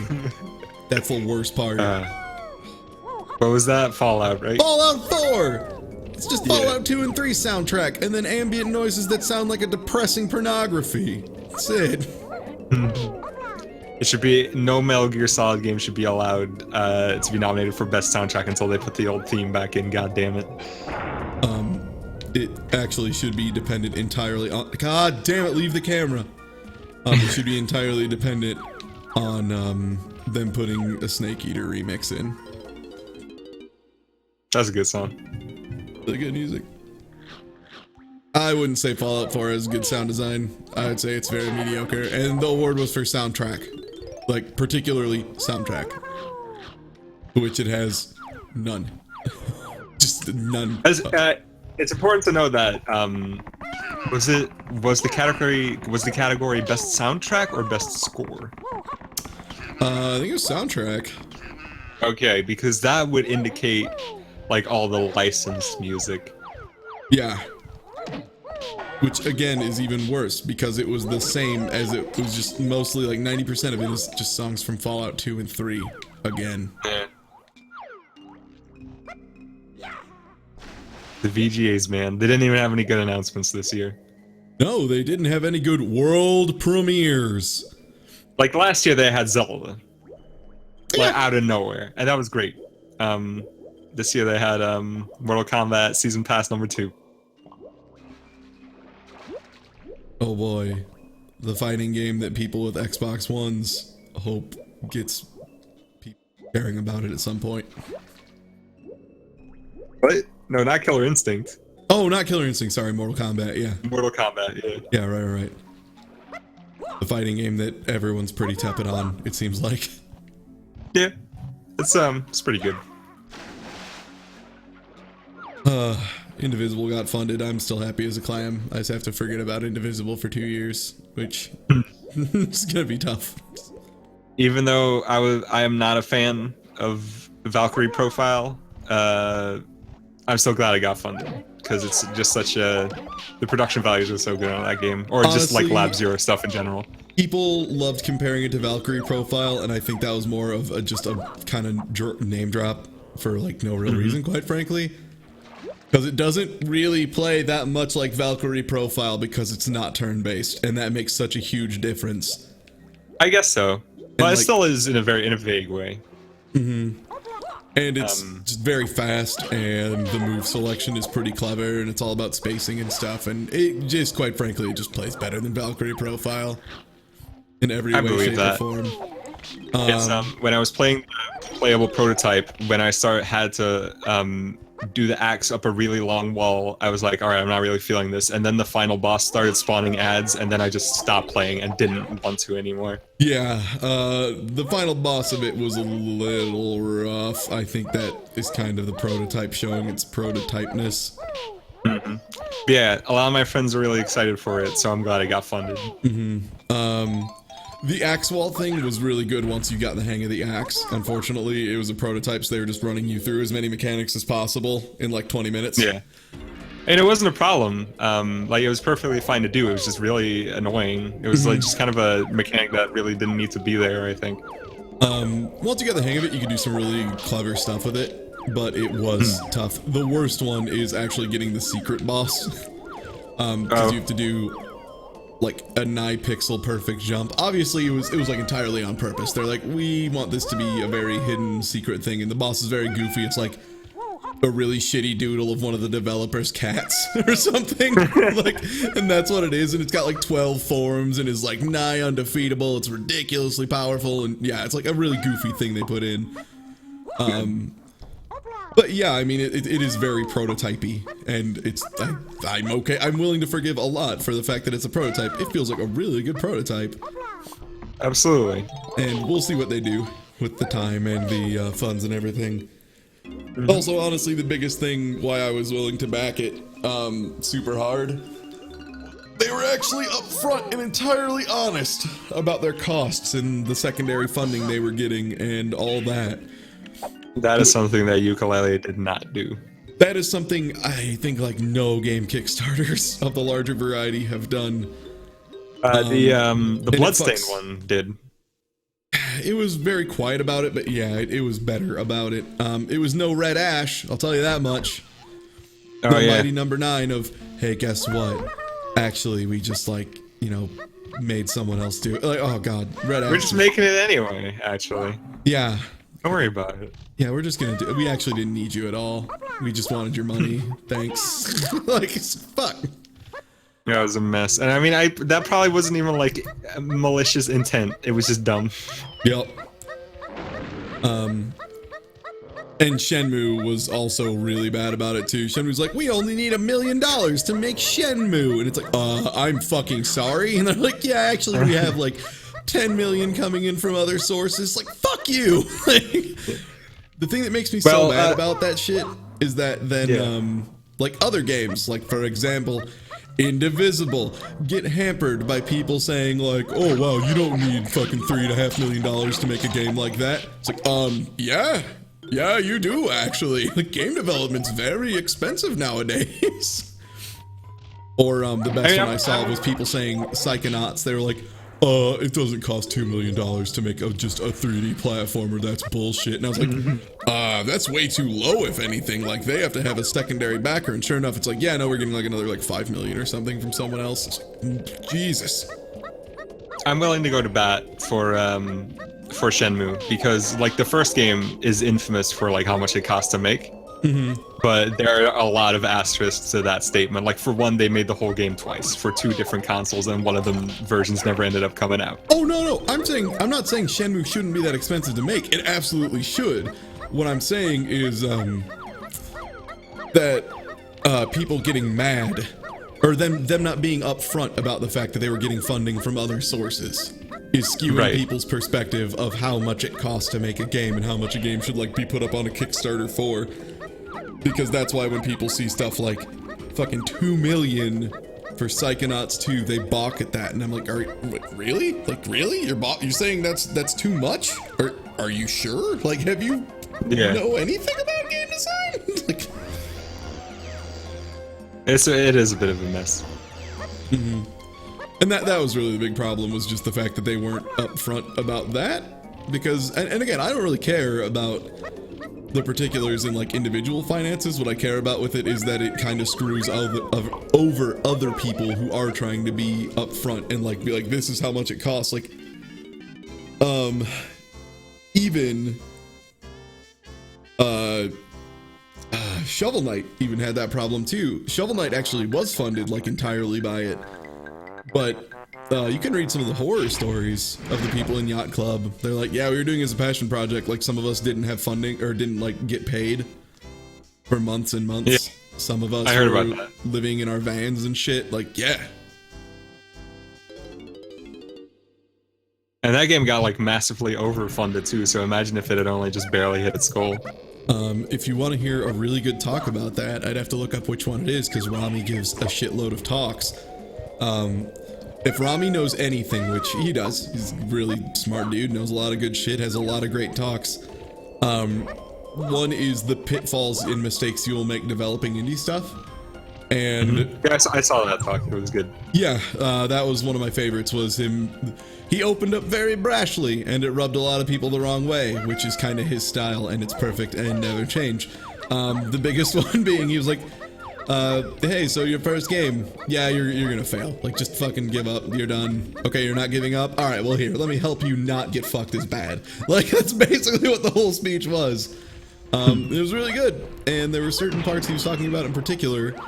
One was, there was a team there of, I can't remember if it was a Swiss team or Swedish team, but it was like some game dev team that had just won like a really big award, and they were all excited and stuff. And he's like, hey, you guys won an award, right, for the game you like kind of prototyped and stuff? Yeah, everybody give them a round of applause. He's like, all right, how many people do you have on your team? All right, if when you leave this place you have more than 3 people, you're gonna fail. Sorry, that's just how it is. Like, it's like, you aren't gonna be able to support having a team of that many people. The overhead's gonna kill you. Like, it's just, that's how it is. Because they were a team of like 7 or something. He's like, yeah, no, you can't keep that up. You're gonna need to cut your team size in half. And then he was like going in and talking about details, like, all right, have you figured out how much this is gonna cost you? This amount of overhead? That does seem, I have respect for that bluntness, but I don't appreciate it in the slightest, because I think it's unnecessary. Oh yeah, no, he was doing it for, like, it was partially for drama's sake, was the thing. Like, he was, you know, emphasizing points and whatnot. But a lot of it was more important. Like, the actual speech itself, the big thing was talking about like overhead costs, understanding like, how are you going to promote it? Here's how your business plan is. Like, have you figured this out yet? No, you haven't. Okay, why not? Like, talking about all the particulars that a lot of game devs are creative types, and they have a tendency to ignore the business end of things, and it can screw them quite hard. And yeah, obviously he was committing the old hyperbole there, but at the same time, like, he was just trying to make a point of like, have you figured this out? Do you really think this amount is manageable? Like, are you sure? Have you looked into it? I remember reading a very interesting article at some point. I think it was on Gematsu, but I'm not sure. And it was about how different the history, or like the start of the film industry and the game industry was, and why like games still get like massively mismanaged. Like really big budget games from like big companies still get massively mismanaged to this day. And it's because whereas with movies, like the very first like movies that were made were already getting funded by like big companies that had a history in like being companies and being like economically responsible. Like at the dawn of movies, Hollywood was already there. Whereas with video games spawned as a passion project from like big nerds and creative people who didn't really know how to deal with that stuff. So it welled up, and no one really knew what to do at the start. And it's the leftovers of that are still here. I didn't explain it very well, but the point is basically that the people who know how to get a project done and get it done on budget and on time, those people are still not in charge of video games because there's just no overlap or very little overlap between the people who make video games and the people who can do that. Yeah, absolutely. And that was like a huge problem. It still kind of is. But I still don't think it's resolved. Then the other thing too is there's this really strange expectation of it, especially as a higher cost medium and form of entertainment and whatnot. Like compare video games to other hobbies, and it's like it's pretty expensive, like yes. After your initial investment, you do get a lot of time versus how much money you put in, but up front especially, like it's costly. It's a costly thing to do. Yeah. So the expectations are incredibly high for a lot of things, and the ballooning costs and everything are just getting totally out of hand. I mean, remember that like how many studios is Ubisoft bouncing between? Assassin's Creed games have like 10 studios working on them. Yeah. So like that's expensive. That costs a bit. That's a thing that costs some money. At least a little bit of money. Fun fact, stream viewers, Assassin's Creed Syndicate came out I think less than 3 weeks ago, and it was already 40% off on Steam yesterday. So Ubisoft's probably not too happy about that. Yeah.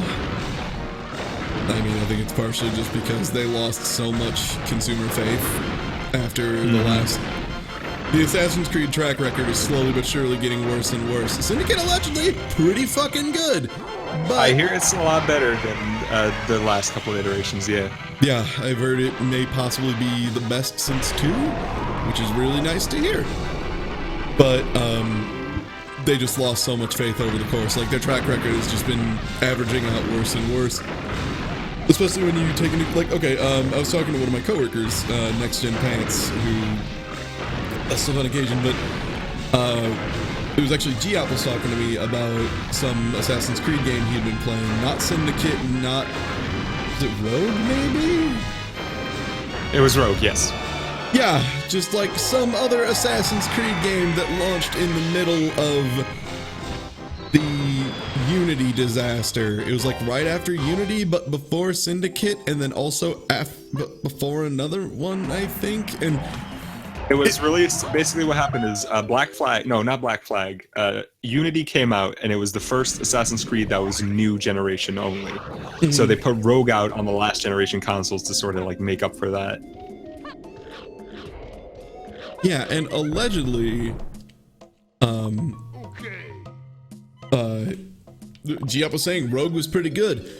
When I had mentioned Rogue to my coworker, he was like, "Do you mean the 2D side-scrolling one?" I was like, "No, not that one. The other one." He was like, "Oh, wait, Unity? I heard that was terrible." I'm like, "Yeah." No, he's like, "Yeah, that one was awful." I was like, "Oh, no, not that one." He's like, "But the new one that came out is Syndicate." I'm like, "No, it came out before that." What? Yeah, no, it was out before. And he was just like, he couldn't figure out. He was like, which Assassin's Creed game are you talking about? And that's kind of showing a major issue of... That's not even the end of it, because they had the 2D one, and they actually wanted to put out 2 more 2D ones this year, but because the first one tanked, they canceled development of the other 2.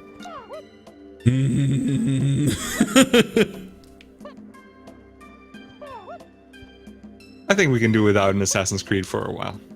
Yeah. And I mean, the same thing kind of started happening with the studio splits of the was it Call of Duty or Battlefield that started the splits really hard? Both. Call of Duty is currently split between 3 studios, and Battlefield was split between 2 studios for 1 year because they had Battlefield 4, and then Hardline was done by the Dead Space team, and now Battlefront was done by DICE again. But now the Dead Space team is working on a Star Wars game, so I don't think it's going to stay that way. Oh my god. My head's just spinning, just taking in all of these, like, no, they're working on this now. They were working on that while the other team was also working on that, and it was working on that while they were doing that at the same time, and they split load between that. Oh god, the logistics of this industry are becoming a mess. Like, it's just becoming a garbage nightmare. And also to help mitigate costs, they have to reuse a lot of stuff, which you know what's fine. I saw someone say this, and I actually didn't think about it during the PlayStation Experience conference. But that one Ubisoft game where you're like the bird flying through Paris, that probably uses a lot of assets from Assassin's Creed Unity, also set in Paris. Mm-hmm.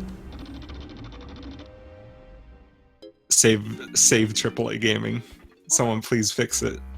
AAA gaming just needs to be saved from itself, and partially because it is becoming like this money inflated nightmare pit. Like, there's some games that somehow do it, but the amounts of money are just getting so out of hand.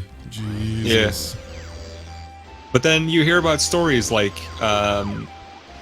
Uncharted 4 or Uncharted 3 made its budget back 50 times. Which, I mean, that's a successful franchise, sure, but it's not that big that a game that like looks like it takes that much work could make that much money back. So that must be a really well managed development. Mm-hmm. Well, that's Naughty Dog, isn't it?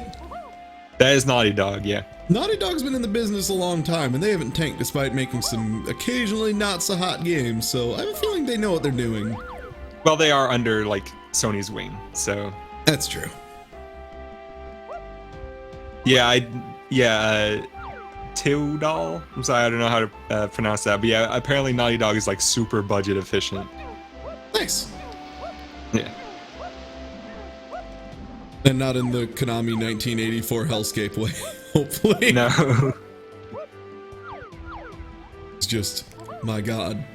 Have you ever read, well, I'm sure you have, the whole stories of like Konami development and how it's just an awful nightmare pit.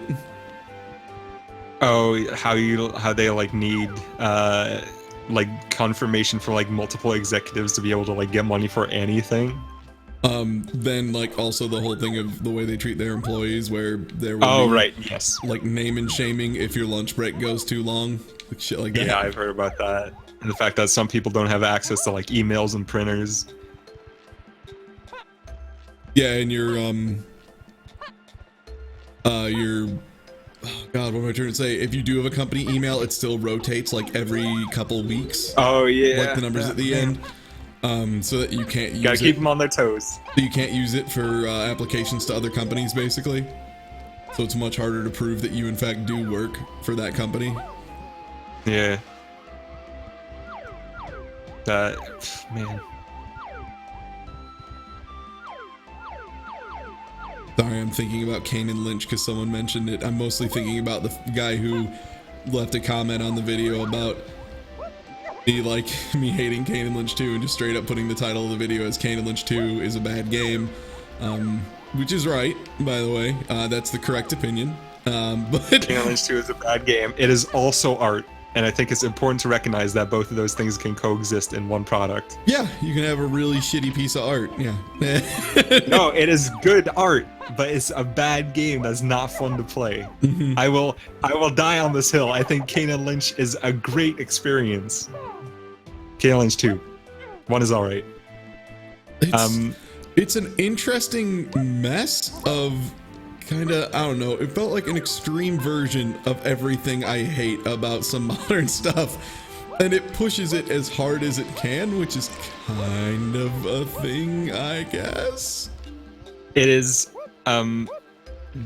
impressive how much processing power in that game goes to making it look as shitty as possible. Yeah. Like they did that on purpose. Absolutely. Yeah. And yeah, the awful like YouTube filtering effects and stuff that make it like nausea inducing. Yeah. It's like here, put this on the box. Kane and Lynch 2 is the martyrs of video games. The cannibal holocaust of video games. There you go. Put that on the box. Like, there's a moment in that stream, one of my favorite moments, because it's right around the period of maximum Uncle Butter, where we just keep talking about Uncle Butter. Where for some reason your naked uncles are just inconceivably shiny and will not de-shine. They are, yeah, they're really shiny. That's right at the start of the game, isn't it? It's pretty early on.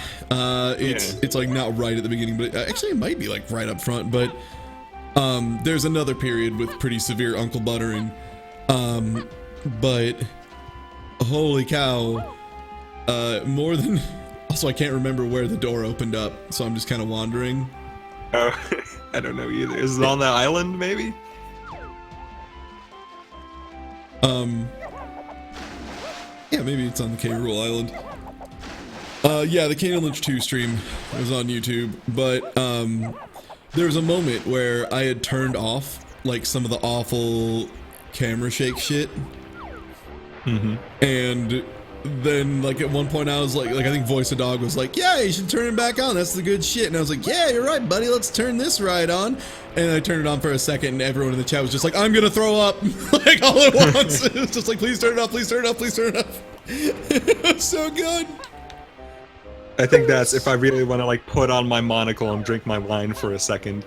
I think it's unfortunate that because gaming is an interactive media that requires active like audience participation, you can't really do make something like uncomfortable on purpose without also making it like impossible to experience, basically, or properly. Yeah, and that's a shame, but that's just the way it is.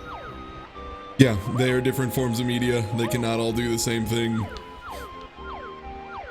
Very creative things with games, but if you try and treat them the same as movies, you end up in a horrible stagnation, not completely unlike the current state of AAA gaming. Like the whole set of time, which is still kind of ongoing, but it seems like they've given up on it a little bit, or at least they stopped saying the word cinematic as much this last year, last few months. I think it's just stopped being a selling point. Yeah. And also they've realized that a lot of developers just can't really pull it off in the right way. A big part of it too might be that one game that got panned for being short, which I don't like games panned for being short unless it's short and also boring. But it was the 18 something? The Order 1886.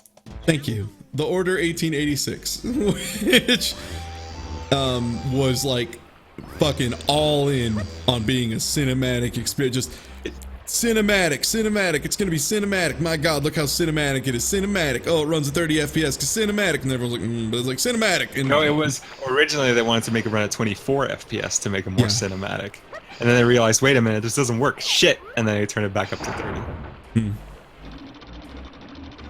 I will say this for that game. Honestly, some of the best shooting I've ever experienced on a console, but for what little shooting there actually was to do in that game. It was like 4 hours long, and half of that was cutscenes. And then wasn't there the same boss fight multiple times? Yes, it is. There's one boss fight that is repeated, and it's already a very set PC boss fight, so you can just like see the same animations and angles, and one of them is the final boss. And it's just a repeat of an earlier fight. Okay, I'm just gonna ask chat. You said a boat. Donde está el boto?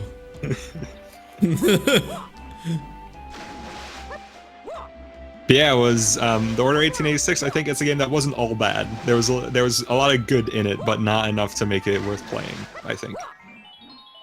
It was possibly one of them that legitimately did kind of leave you feeling maybe not cheated, but like underwhelmed if you bought it full price, especially. Yeah.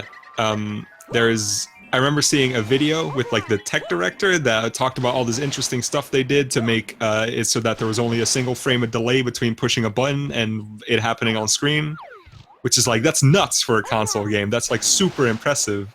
And then you barely use that. And then you make this game that's just like, yeah. Sorry, I was reading chat for a second. What?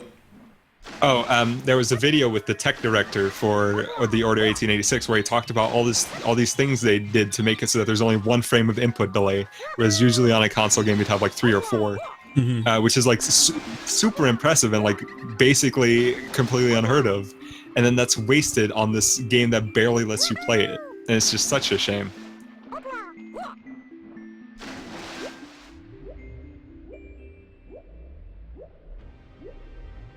Someone in chat is saying that the cutscenes showed an underwater entrance. Oh, there it is. Maybe? Yup. Well, I found an underwater entrance. Sorry, chat. I wasn't looking. This is on me. I'm the dipshit.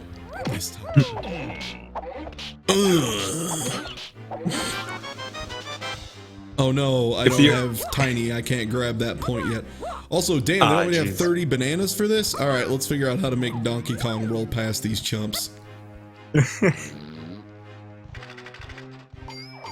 First thing I need to switch to Donkey. Oh, is there not a character switcher in here? Oh, there is, okay. I was like, are you shitting me right now?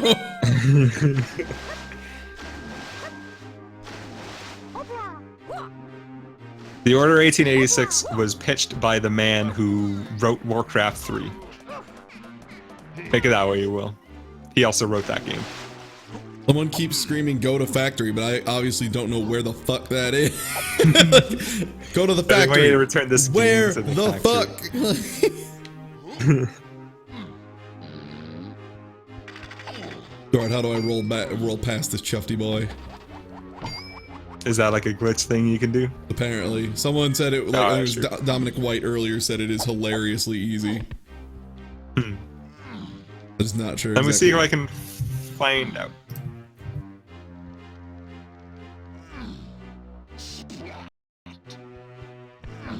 I would say the PS2 was a rough age of gaming.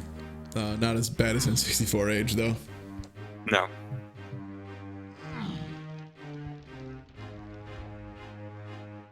Someone's saying that they thought the trick was to use Lanky's punch. Apparently you can do it with DK, but maybe it's easier with Lanky Punch. It's really interesting going back to the PS2 and seeing two games that at the time were considered roughly equally good, and seeing that one has held up great and the other one's just trash. What game? That was just like, I mean, I can't think of, that was a general statement, but I can't think of a couple examples, like for example, Time Splitters and like whatever Medal of Honor game was coming out at the time. Oh god. Time Splitters I think holds up because it's just creative. Sure. A lot of things. But Oh I mean, wow, yeah, I just also just accidentally controls did it with Lanky's Punch. Holy fuck. Oh my god. That is great. Fuck yeah. Wow, that's easy.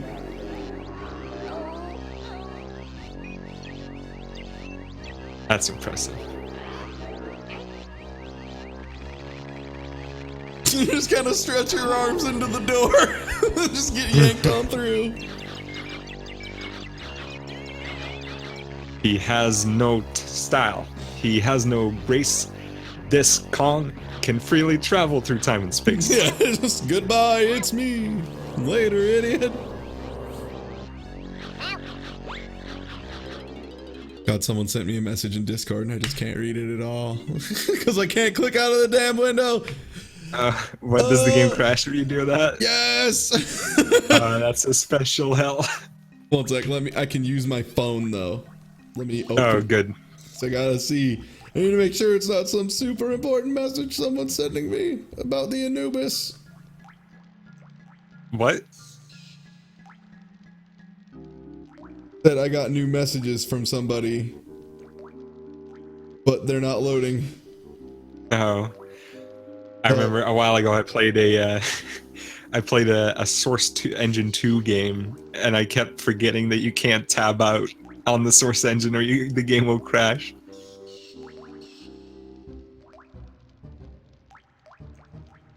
Smite sending me jokes? Very well could be Smite sending me lots of... It's not in your chat, I can tell you that much. Yeah, it might have been Smite telling me that he's doing the Smite arcade thing, which I would like to do.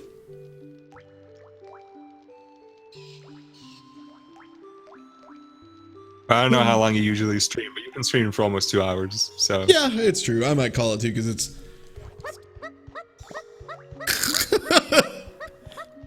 Which again, like, you know, it's a little bland and stuff, and I kind of got lost in Wandery, but, like, it's not really a bad game mechanically. It's just got some collectible issues. This game? Yeah. Yeah. Like, it's mechanically fine. It's not, like, I don't know, people try and compare it as, like, some kind of burning train wreck, but it's like, it plays okay.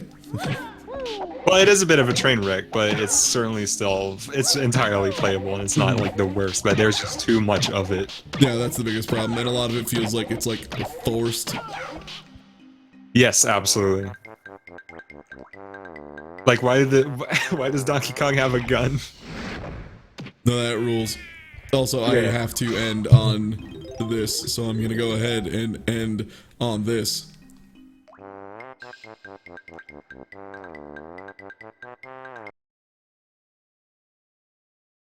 It crashed partway through it. Oh well. Oh, it crashed partway through. Me trying to do the link. No, this is my special hell. No, I just want to do a link for my friends. I just want to do. Looks like this stream is tromboned. Stream. So good. Cut the stream. No, I have to do a thing real quick. Fuck. Okay, damn it. It's okay, I'll just say the same joke again. It'll be just as good. Yeah, certainly. Need to check a name of somebody. Okay. Yeah, go ahead, trombone, say it. Alright, trombone. Tromboned.